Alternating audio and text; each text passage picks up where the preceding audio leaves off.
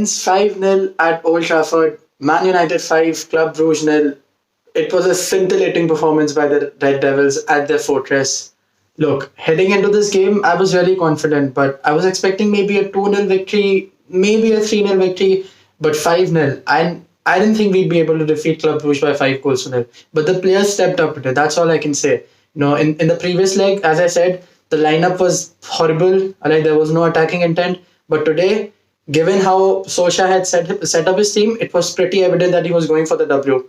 Right? We had Bruno, we had Mata, we had Fred, McTominay, and James. And so, we had a lot of creativity and a lot of attacking intent. It was pretty evident.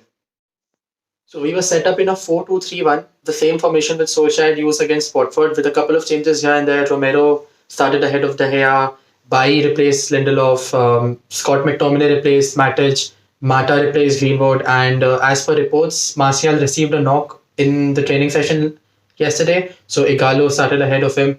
The way we were set up, it was evident that Solskjaer wanted us to attack and seal off the game within the first half itself, and we did just that. All right, the game was done and dusted in the first half itself. We had scored 3 goals in the first half, and all that we needed to do in the second half was just keep possession, just enjoy the game and see off the game.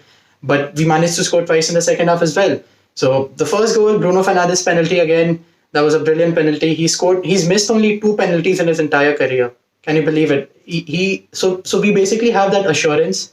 We have a new set piece taker. He's really good at taking corners. He can score free kicks. He can take penalties. He can dribble. He can do every single thing a footballer is supposed to do. So he is an amazing signing for us. First goal, Bruno Fernandes penalty. The second goal, Odion Igalo, the first Nigerian to score for Manchester United. And I was really glad for him. In his interview when he signed for us, he said that he's always been a Man United fan, and to finally play for Man United and to finally score for Man United, that too at Old Trafford, it must be amazing for him, and I'm really glad for him.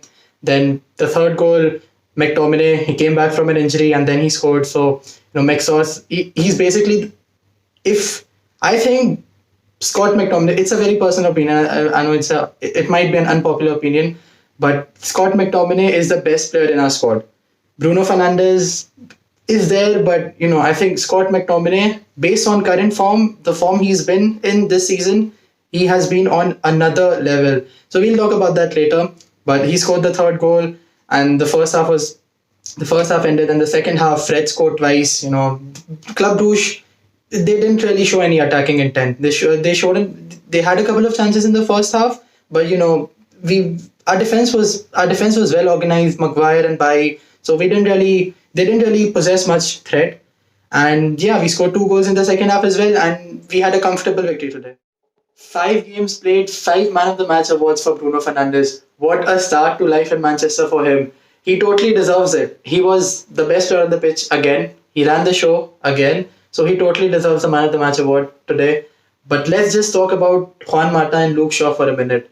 Juan Mata, he might have aged. He might not be able to run as fast as he used to. But there's this thing called experience, and he possesses loads of it. There's this thing called creativity, and he possesses loads of it.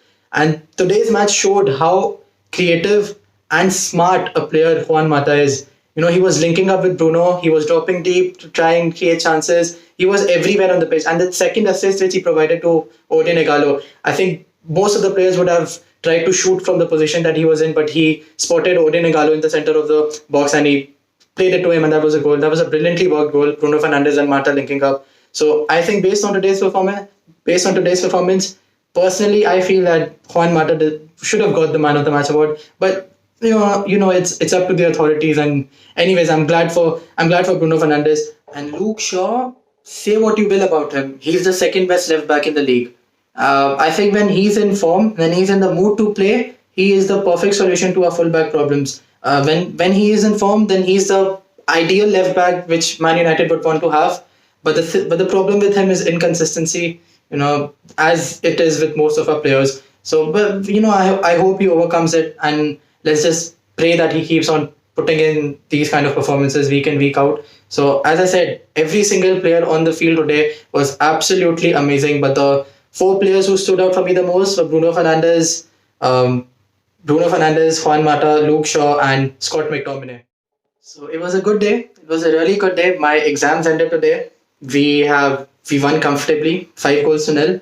We progressed through to the round of 16, and Arsenal got knocked out of the Europa League by Olympiacos. They are the ultimate banter club. They are a joke of a club. And if there is any Arsenal fan who's watching this, and if he or she is offended, I couldn't care less. All right, just admit it. You are the ultimate banter club. So let's talk about our next game now. It's against Everton.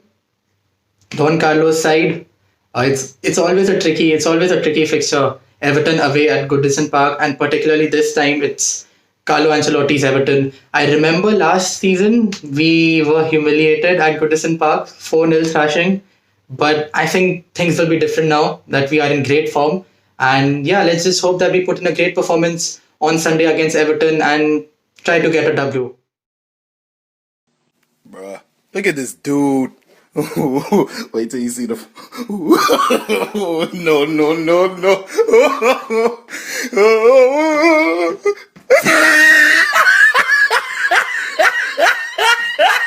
Ah, look at the top of his head.